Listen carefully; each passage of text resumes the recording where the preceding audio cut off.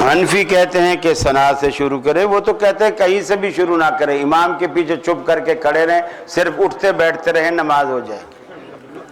وہ تو کہتے ہیں اگر سب کچھ تم نہیں پڑھنا ہے تو پھر امام کو تنخواہ کس لیے دیتے ہو؟ اگر سب کچھ مقتدی نہیں پڑھنا ہے تو پھر امام کو تنخواہ کس بات کی دیتے ہو؟ اسی لیے تو دیوبندیوں کے ہاں امام کی تنخواہیں زیادہ ہوتی ہیں اور اہل حدیثوں کے ہاں سب سے کم ہوتی ہیں، چونکہ یہاں جو امام کر رہا ہوتا ہے پیچھے مقتدیوں کو بھی وہی کرنا پڑتا ہے۔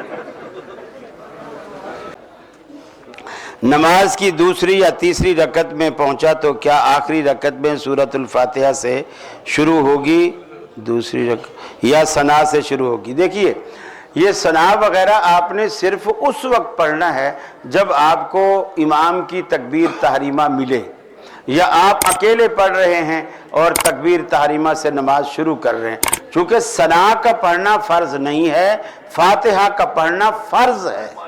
اگر آپ امام کے پیچھے آئے ہیں اور ثنا پڑھنے لگ گئے اور امام نے اللہ اکبر کہہ کر رکوع کر لیا اور آپ کی ابھی پوری سورہ فاتحہ پڑھی ہوئی ہے تو وہ آپ کی رکعت شمار نہیں ہوگی۔